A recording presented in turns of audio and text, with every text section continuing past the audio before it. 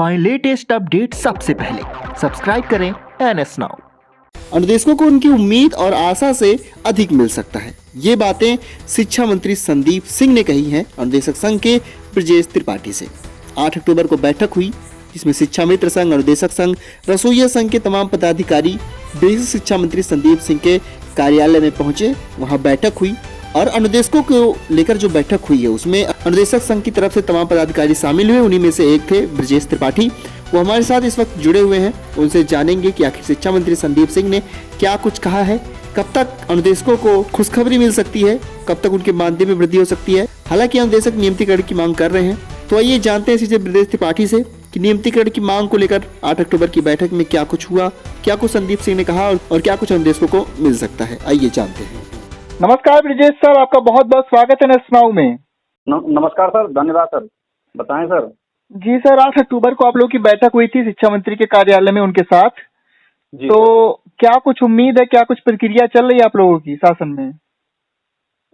अब sir meeting के दरमियान जो भी चर्चाएं हुई सकारात्मक रही जी। माननीय मंत्री जी ने अच्छा रिस्पांस किया और उन्होंने कहा कि ये बैठक मुख्यमंत्री जी के निर्देश में आहूत की गई है। जी जी।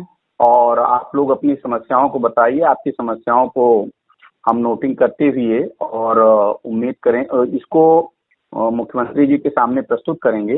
जी, जो भी जैसा भी निर्णय होगा आप लोगों को इसका मतलब लाभ दिया जाएगा या इसका समाधान किया जाएगा। जी जी। तो इस संदर्भ में हम लोगों की जो प्रमुख मांग थी तो यही थी कि हमको नियमित किया जाए, क्योंकि विगत 10 साल हो गया हमको अपने विभाग में कार्य करते हुए और सारे मानक हम पूरा करते हैं, शैक्षणिक योग्यता पूरा करते हैं, चयन प्रक्रिया पूरा करके आए हुए हैं, तो इसलिए हमको कम से कम नियमित तो कर दिया जाए। जी जी। तो मंत्री जी का और भी आगे रिस्पांस ठीक रहा। उन्होंने कहा ठीक है, ये तो अच्छी बात है कि इतने दिनों से ये चीजें आपकी हो रही हैं, अब आगे आपकी क्या और समस्याएं हैं। तो हम लोगों की तरफ से यही कहा गया कि मंत्री जी जब तक ये व्यवस्थाएं आपकी पूर्ण नहीं हो जाती हैं तब तक हम लोगों का मानदेय वृद्धि भी किया जाए। जी जी। और मानदेय वृद्धि इतना किया जाए कि हमारा जीविकोपार्जन हो सके। जी सर, तो किन किन मतलब मांगों पर सहमति बन गई है शासन में? मंत्री जी का यही कहना था कि हम आपकी बातों को नोटिंग कर रहे हैं और हम लोगों के सामने नोट भी किया उन्होंने, और कहा कि हम इस चीज को मुख्यमंत्री जी के सामने प्रस्तुत करेंगे और उम्मीद ये है कि आपकी मांगों के बारे में विचार करते हुए निर्णय लिया जाए।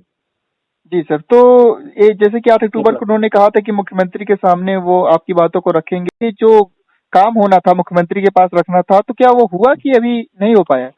अब ये विभागीय और डिपार्टमेंटल वर्क है सर, हमको कैसे पता चलेगी कि ये हो रहा है कि नहीं। ये है कि उम्मीद है कि उन्होंने आश्वासन दिया है, तो हम लोग उम्मीद कर रहे हैं कि आने वाले कुछ दिनों में बेहतर स्थिति बनी। जैसा कि मंत्री जी का भी कहना था कि आप लोग उम्मीद रखिए, आप लोगों की आशा से उम्मीद से अधिक आपको मतलब मिलने का संभावनाएं हैं, आपको लाभ मिलेगा और आपकी समस्याओं का समाधान किया जाएगा।